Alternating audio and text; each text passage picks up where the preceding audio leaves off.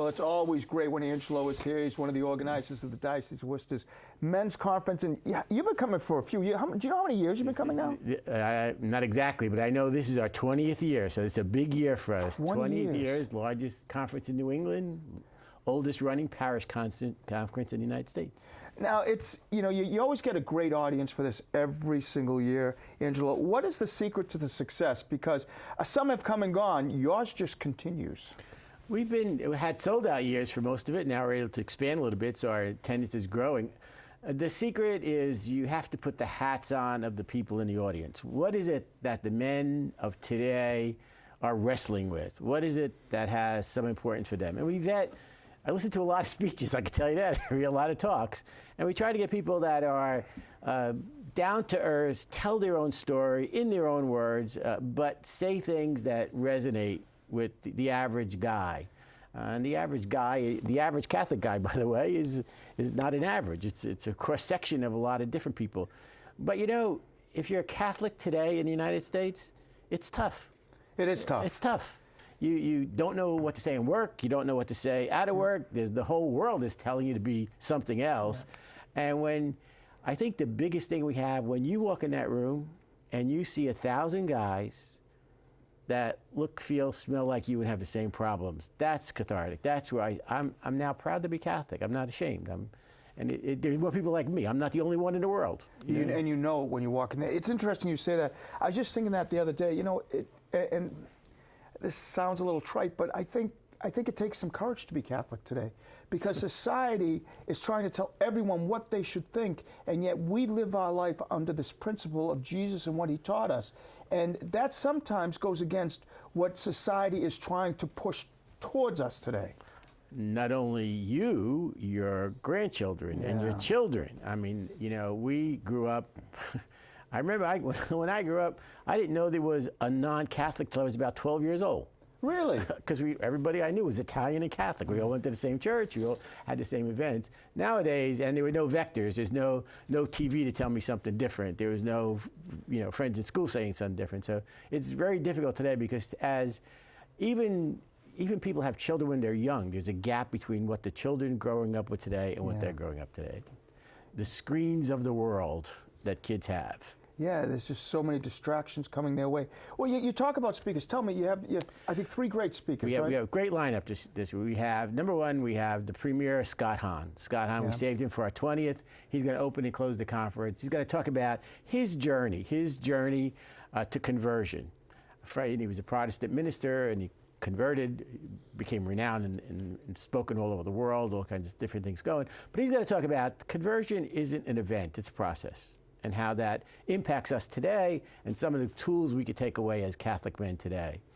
In addition to that, we were very lucky to have someone born and raised in Mexico who Our Lady of Guadalupe has had a tremendous impact on. And he knows more about Our Lady of Guadalupe than the Wikipedia or anybody else, and he's great. He's just fantastic. And for the first time in 20 years, we're going to have a Spanish presentation. So he's going to speak in English and Spanish. And we're reaching out to the Spanish community throughout New England to kind of join us. We're having a special presentation for them, and it's fantastic. He's just a great guy. And then your Bishop Reed is going to talk about... Bishop Reed. Bishop Reed's going to be there. He's going to talk about essentially reconciliation, and how many times do we need to say, I'm sorry, and how many times can we be forgiven? That's a big thing with him.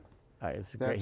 So that's gonna. It sounds like a great time. Now you're going to be up at Assumption again. We're going to be at Assumption. This is our 50th year at Assumption. We are modifying our venue a little more. We've grown on attendance is getting a little bigger, and we are attracting more exhibitors or vendors.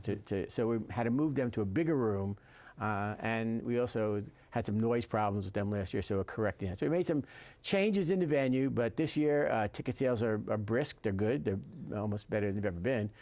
So we have an early push that we've been pushing to, but we still have a lot of tickets to sell. So there's room. There's a lot. We never turned anybody from a conference, and we never will. And what can people expect with the day? You have the speakers. What else do you have going on? We have the speakers, and then we have right now we have about 60 vendors. So there's a room where you can meet people that want to make themselves, give their message out, maybe sell something, make some. So religious orders are there. Most of the societies are there, kind of pushing and answering your questions. and getting involved. Catholic TV is one of them, so you can join us. Well, Barney, then I'm sure Barney will be there. Bonnie's there. So we have that. We have coffee breaks, some snacks. We have lunch, served lunch in one of the rooms that we have lunch with. And we have reconciliation. We have rosary in the morning before the conference, reconciliation during the lunch break, vendor break. And then we close with Mass by our Bishop McManus. And great fellowship of guys coming together to share their faith. You have we try to keep about 2 hours and 20 minutes of fellowship, either during lunch or other places, because it's really important for people to interact with each other. And then we seem to be getting, now we're getting, oddly enough, I could tell by the registrations, we had Joe Moderatz there 5 years ago. 4 years ago, we had Joe and Sammy Moderatz. Now we have 10 Moderatzes, coming. And you can see families are getting together and using this as a family reunion kind of place. What a great idea. There's a guy from Maryland that called me last year. He's the father-in-law of the person who first went. And now they have a family reunion. He comes up from Baltimore. They have a whole family reunion going. The women hang out during the day. They get together for dinner at night.